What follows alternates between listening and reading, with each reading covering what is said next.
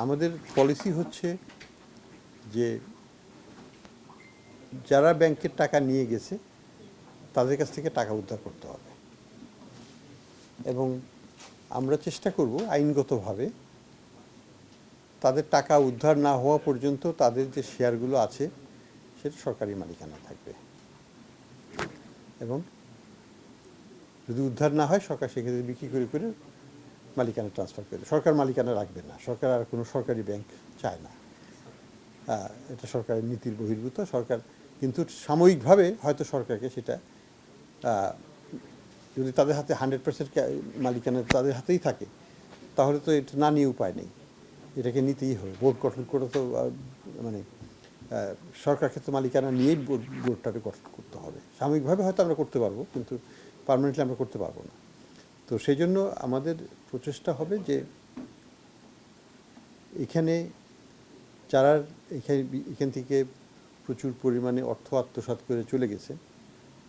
তাদের যদি কোনো শেয়ার হোল্ডিং এখানে থাকে নামে বা বেনামে যে নামে নিক না কেন সেই শেয়ার হোল্ডিংটা আমরা কন্ট্রোলটা নিয়ে নিচ্ছি until realise the full amount তার মানে এস আলম গ্রুপের শেয়ার হোল্ডিংটাকে আমরা সরকারিভাবে টেক ওভার করবো আইনগতভাবে এগেনস্ট তার লায়াবিলিটিস তারা যদি পুরো টাকা শোধ করে দেয় মালিকানা ফেরত পেতেও পারেন কিন্তু আমার তো মনে হয় না যে তাদের সেই উদ্দেশ্য আছে সেই উদ্দেশ্যের ন্যায়ও নেই they don't care about Islamic bank তাদের যে সাইফন করার ইচ্ছা ছিল সেটা তারা করে ফেলেছে যা নেওয়ার নেওয়ার সেটা লুট করে ফেলেছে তারা কাজেই এখন এই যে ভগ্নাদশা আছে সেটাকেই উদ্ধার করতে হবে এখান থেকে আমরা অবশ্যই 100 টাকা পাবো না এটা নিয়ে কোনো সন্দেহ নেই যেটুকু পাওয়া যায়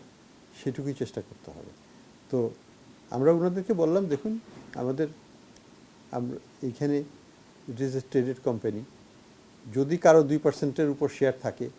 তার একটা বোর্ডে বসার একটা অধিকার জন্মায় তাহলে আমরা তাকে দিতে পারি যদি কারো 2%-এর উপর না থাকে তাহলে আমরা কাউকে দিতে পারবো না এই মুহূর্তে ওনাদের কারোর কাছে 2%-এর উপর নাই কাজেই ওনারা কেউ এই মুহূর্তে বোর্ডে আসতে পারতেছেন না তবে ভবিষ্যতে যদি ওনারা 2% জোগাড় করতে পারেন ওনারা আসতে পারবেন এটা শুধুমাত্র যে ওনাদের জন্যই সীমিত থাকবে তা নয় যে কোনো প্রতিষ্ঠান বা ব্যক্তি যদি ফিট অ্যান্ড প্রপার টেস্ট এটাকে আমি আন্ডারস্ট্যান্ড করছি ফিট অ্যান্ড প্রপার টেস্ট অর্থাৎ তার চরিত্রাত্মিক বৈশিষ্ট্য তাদের পূর্বের কার্যকলাপ তাদের ফাইন্যান্সিয়াল স্ট্রেংথ এগুলো সব দেখে যদি আমরা মনে করি যে এই কোম্পানি বা এই ব্যক্তি এটা পাওয়া এখানে বোর্ডে ঢোকার উপযুক্ত এবং সে 2% শেয়ার আছে তাহলে সে স্পন্সর শেয়ার হোল্ডার হিসেবে বোর্ডে যেতে পারবে এটা হচ্ছে মানে স্ট্যান্ডার্ড প্রসিডিওর যেটা অনেক ক্ষেত্রে আগে ওই ফিট অ্যান্ড প্রপার টেস্টটা মিট করা হয় নাই আগে যে কারণে অনেকগুলো ব্যাংকেই এই দুর্দশা হয়েছে কারণ এই ক্রাইটেরিয়াটা খুব স্ট্রিক্টলি ফলো করলে সাধারণত খারাপ হওয়ার কথা না একটা ব্যাংকে আমরা ওইগুলোই চেষ্টা করব আমরা এখন আপাতত যেটা আমরা করছি চেষ্টা মানে প্ল্যানে আছে সেটা হচ্ছে যে আমরা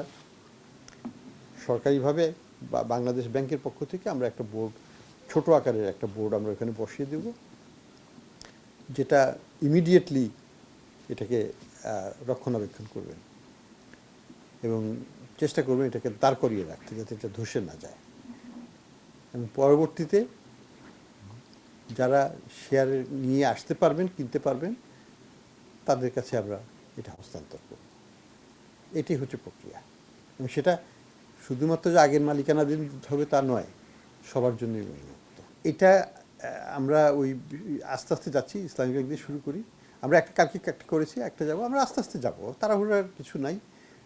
মোটামুটিভাবে ওই ব্যাংকগুলোকে তো আমরা কন্টেন করে রেখেছি আমরা তো তাদেরকে ট্রানজ্যাকশন করতে দিচ্ছি না বড় রকমের কোনো কিছু তাদের শেয়ারও তারা হস্তান্তর করতে পারছে না তাদের কোনো লোনও দিতে তারা পারছে না কাজে ড্যামেজ কন্ট্রোলটা আমরা করে রাখছি এখন আমরা ভালো লোক খুঁজতে তো একটু টাইম লাগে চাইলেই তো আমি 10টা ব্যাংকের বোর্ড আমি কালকে করতে পারবো না করে তারপরে ঝামেলা করতেও চাই না